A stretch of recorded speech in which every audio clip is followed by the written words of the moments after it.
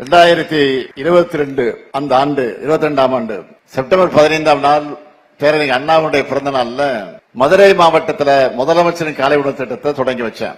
முதல் கட்டமா 1545 பள்ளிகள்ல 1,17,095 மாணவர்கள் இந்த திட்டத்துல பயனடைஞ்சாங்க.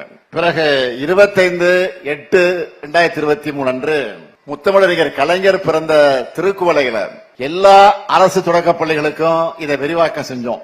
2024ஆம் ஆண்டு பெருந்தலைவர் காமராஜர் பிறந்த நாள்ல ஊரக பகுதிகளில் இருக்கக்கூடிய அரசு உதவி பெறக்கூடிய தொடக்க பள்ளிகளுக்கும் இந்த திட்டம் விரிவுபடுத்தப்பட்டுச்சு. இதுவரை 17 லட்சம் மாணவ மாணவியர் பயன்பெற்று வந்தாங்க. இந்த திட்டத்தோட அட்டகாசமான சக்சஸ் மற்றும் இது கொடுக்கக்கூடிய அபாரமான ரிசல்ட் பார்த்து இனி நகர் பகுதிகளில் செயல்படுகிற 2429 அரசு உதவி வரக்கூடிய பள்ளிகளுக்கும் விரிவாக்கம் செய்யறோம். இதனால கூடுதலா 3,06,000 குழந்தைகள் பயன்பெற போறாங்க.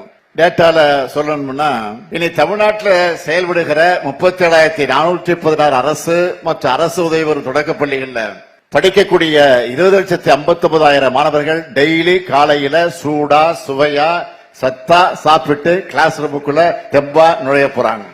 ஆண்டொன்றுக்கு 600 கோடி ரூபாய் மதிப்புல இந்த திட்டம் செயல்படுத்தப்படுது. ஆனா இது செலவுன்னு நான் சொல்ல மாட்டேன். இது ஒரு சூப்பரான சோசியல் இன்வெஸ்ட்மெண்ட். இது எதிர்காலத்துல நினைச்சு பார்க்க முடியாத அளவுக்கு பல மடங்கு லாபத்தை தமிழ் சமுதாயத்துக்கு தரப்போற முதலீடு இது.